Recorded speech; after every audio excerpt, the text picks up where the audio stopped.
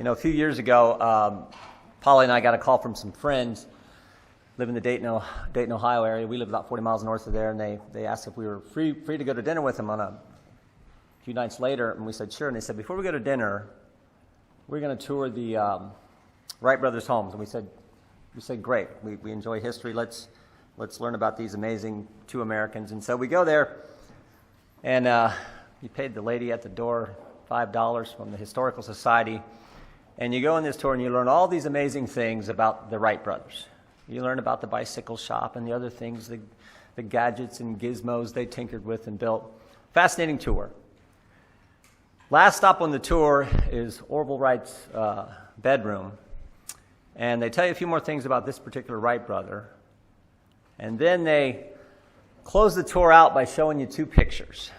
First picture they hold up, that very first flight, 1903, in Kitty Hawk, North Carolina, in this thing they called a plane. And you first thought you'd see that and you think, how did that thing get off the ground?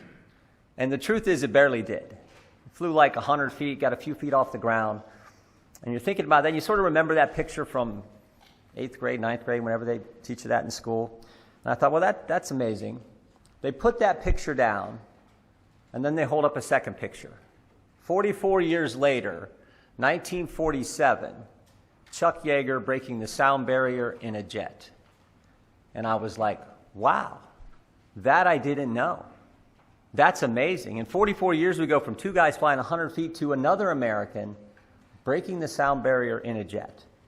And literally, that was the end of the tour. They put that picture down, and Polly and I start walking out.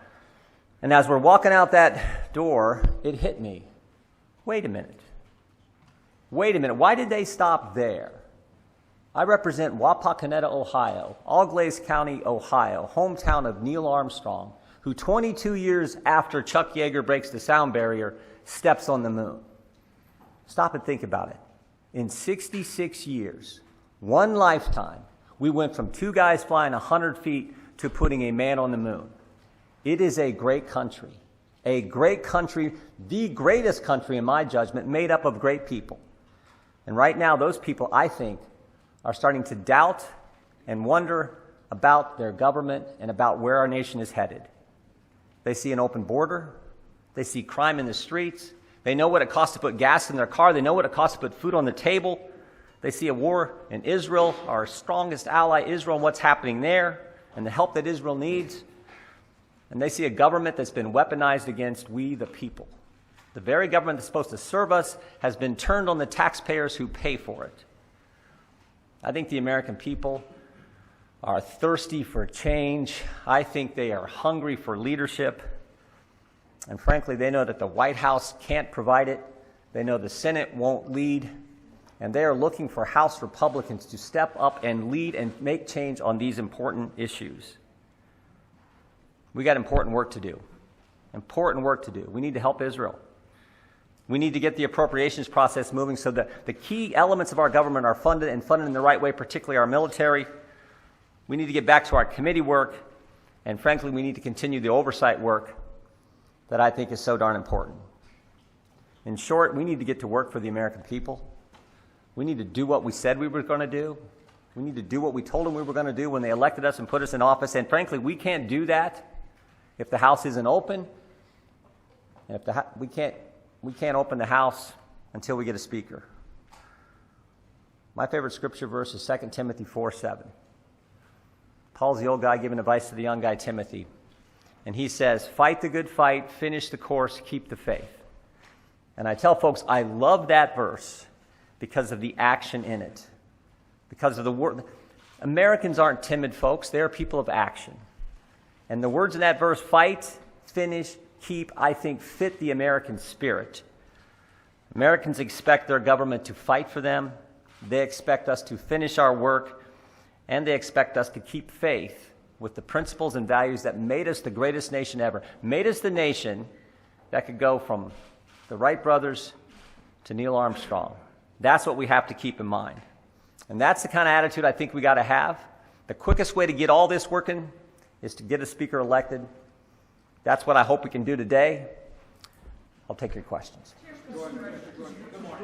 So lay out your path. Are you just going to call roll call vote after roll call vote today and tomorrow and into the weekend and try to wear your opponents down? Because it didn't seem like you made any progress yesterday.